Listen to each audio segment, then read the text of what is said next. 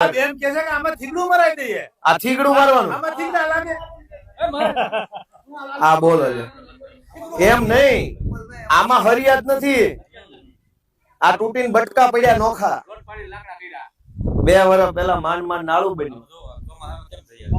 આમાં ચોમાસામાં તો માણા કેમ જઈએ કે જો મિત્રો ગોપાલભાઈ ઇટાલીએ ભાજપ વાળાના ગોબા ઉપાડી લીધા. જે આ મિત્રો વાત કીધો ખુલ્લી મિત્રો વાત કીધો પોલ જોઈને પછી ત્યારબાદ જે ગોપાલભાઈ ઇટાલીએ કહ્યું છે ને આગળ તમને બધી જાણકારી બતાવવા જઈ રહ્યો છું.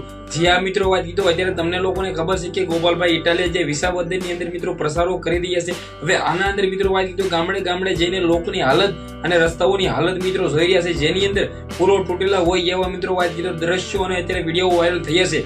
જેની અંદર ગોપાલભાઈ ઇટાલીએ ખુલ્લામાં એવું કહ્યું છે કે આ રોડ રસ્તાના પૈસા ભાજપ વાળા ખાઈને ત્યારબાદ અત્યારે જયારે ચૂંટણી આવે ને ત્યારે એ ભજીયા ખવડાવે છે.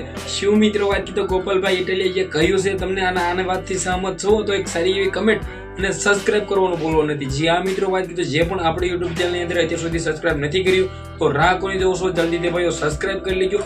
જે પણ લોકો આપણી ચેનલની અંદર સબસ્ક્રાઇબ કરેલું હોય છે તેને મિત્રો વાત કીધું મારા જે વિડીયો વાયરલ થાય છે એ સૌથી પહેલા તમારા સમક્ષ જોવા મળવાના છે. જે આ મિત્રો વાત કીધું ગોપાલભાઈ ઇટાલિયા તમને લોકોને ખબર છે કે ભાઈ વિસાવદરની ચૂંટણી મામલે અત્યારે ચર્ચામાં છે અને ગોપાલભાઈ ઇટાલિયા અત્યારે મિત્રો વાત કીધું ઘરે ઘરે જઈને લોકોના દુઃખ સમજી રહ્યા છે ખેડૂત મિત્રોના. હવે આના અંદર મિત્રો વાત કીધું ભાજપના નેતા કિરીટ પટેલ ખુલ્લા મેદાનમાં છે.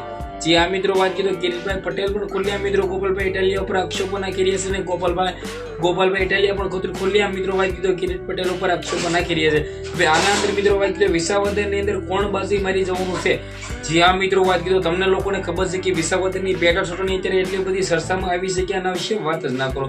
આ વિડીયોને તમને બંને એટલો શેર કરી દેવાનો છે. બાકી ગોપાલભાઈ ઇટાલિયા ખુલ્લા મિત્રો સોદરા કાઢી નાખ્યા એવું કે તો પણ ખોટું નથી. આના વિશે તમે શું કહેશો? સારી એવી કમેન્ટ ને સબસ્ક્રાઇબ કરવાનું ભૂલવા નથી. આજના વિડીયોમાંથી આટલી જ માહિતી. આપણે એક નવો વિડીયો મળે ત્યાં સુધી બધા જ લોકોને જય હિન્દ જય ભારત.